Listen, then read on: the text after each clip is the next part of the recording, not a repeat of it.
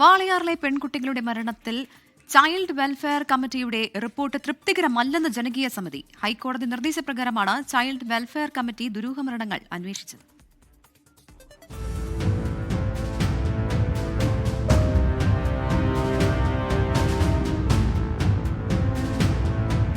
വാളയാർ പെൺകുട്ടികളുടെ മരണങ്ങൾക്ക് പിന്നാലെ CBI സമർപ്പിച്ച റിപ്പോർട്ടിലാണ് വാളയാറിലും സമീപ പ്രദേശങ്ങളിലുമായി നടന്ന കുട്ടികളുടെ ആത്മഹത്യയുടെ ഞെട്ടിപ്പിക്കുന്ന കണക്കുകൾ വെളിപ്പെടുത്തിയത്.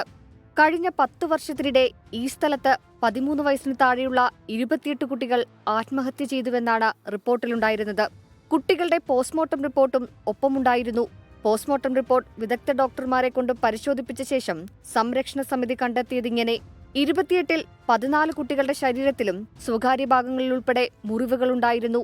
പലതും തൂങ്ങിമരണമെന്ന റിപ്പോർട്ടിലുണ്ടെങ്കിലും കുട്ടികളുടെ മൃതശരീരങ്ങൾ കണ്ടെടുത്ത സ്ഥലം, സാഹചര്യം എന്നിവയിലും പൊരുത്തക്കേടുകൾ കണ്ടെത്തി.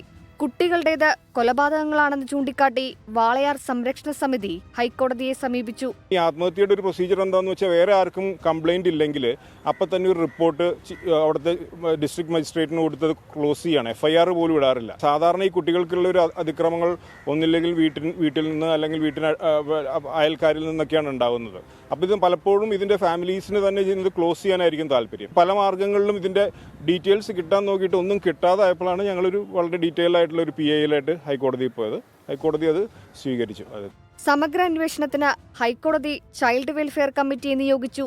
എന്നാൽ കമ്മിറ്റിയുടെ റിപ്പോർട്ടും തൃപ്തികരമല്ലെന്നാണ് വാളയാർ സംരക്ഷണ സമിതി പറയുന്നത്.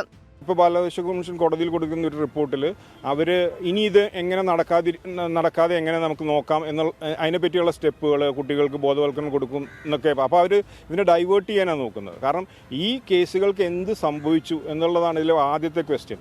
വാളയാറിലെ കുട്ടികൾക്ക് യഥാർത്ഥത്തിൽ എന്ത് സംഭവിച്ചു? അതിക്രൂര ബലാത്സംഗത്തിനോ മർദ്ദനത്തിനോ ഇരയായി കൊല്ലപ്പെട്ടതാണോ?